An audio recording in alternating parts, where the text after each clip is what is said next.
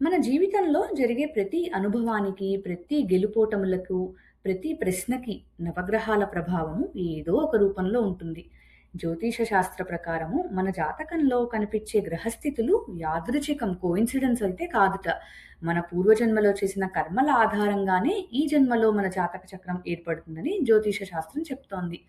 మరి ఈ 9 గ్రహాలు సూర్యుడు, చంద్రుడు, కుజుడు, బుధుడు, గురు, శుక్ర, శని, రాహుకేతువులు ఈ 9 గ్రహాలు మన వ్యక్తిత్వాన్ని, మన ఆలోచనల్ని, మన నిర్ణయాలని ఇలా అనేక అంశాలను సూచిస్తూ ఉంటాయి. మరి ఈ సీరీస్‌లో, ఈ నవగ్రహ సీరీస్‌లో ప్రతి గ్రహం యొక్క కారకత్వాలు, వాటి బలము, బలహీనతలు, ఆ గ్రహం యొక్క శక్తి మనలో ఎలా వస్తోంది, మనలో ఎలా వ్యక్తిత్వం అవుతోంది అనేది తెలుసుకుందాము. అలాగే చిన్న చిన్న లైఫ్ స్టైల్ చేంజెస్ ద్వారా ఆ గ్రహానికి సంబంధించిన మంచి లక్షణాలు ఎలా పెంచుకోవాలో తెలుసుకుందాము.